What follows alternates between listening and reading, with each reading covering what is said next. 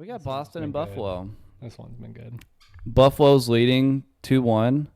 This has been another young team. This might be the year of the the youngsters, because you've got Anaheim, you've got Montreal, and then Buffalo now, in Colorado. And the main thing that I've seen from Buffalo is you missed that. What? I said in Colorado. I just try to work them just into try to put the abs into everything. Anyway, sorry. Good God. No, Buffalo has been really exciting to watch.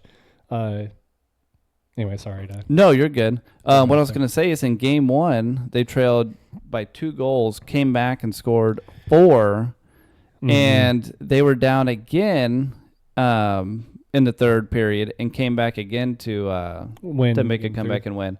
And so that's been another team that's really promising, another young team that's showing that they can come back from a deficit, and now they're leading the series. Yeah. I have a little asterisk next to this game just because Boston is, I don't know, they were kind of in that Pittsburgh category where you weren't really expecting them to do much. End. And Boston and Buffalo has been the hottest team in the league. They've been tremendous. So it's they don't have the experience, but this is one of those series that you really have to see how it plays out and then see how Buffalo does in round 2 to really give you that they can really make a push. They have been playing great. Those 2 comebacks were really good, but I also saw with those comebacks, Boston just kind of fell apart, Right. And I don't want to take away. Is that because Buffalo is pushing them to that point? And they're an unreal offensive threat. They've been playing that way all season. They play a lot like the Avalanche. But what you're seeing is a young Buffalo team galvanize themselves in the playoffs, in a team that doesn't make the playoffs. And in real time, you're watching them grow as a team, put it together, and face a Boston team that maybe isn't at their peak. But they've always been there.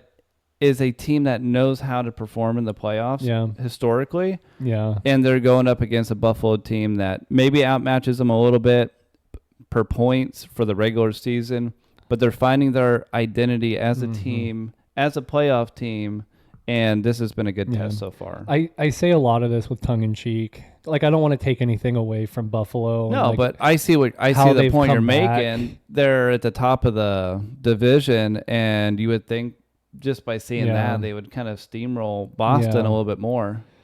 But it's they missed the playoffs for 14 straight seasons. The amount of pressure. And did you hear? If they can make it to round 2, this is a huge win for the franchise even. Did you watch all of game 1? Yeah. So whenever Buffalo, I don't remember what power play it was, but they weren't scoring. I think they were still down. They hadn't scored in the game yet.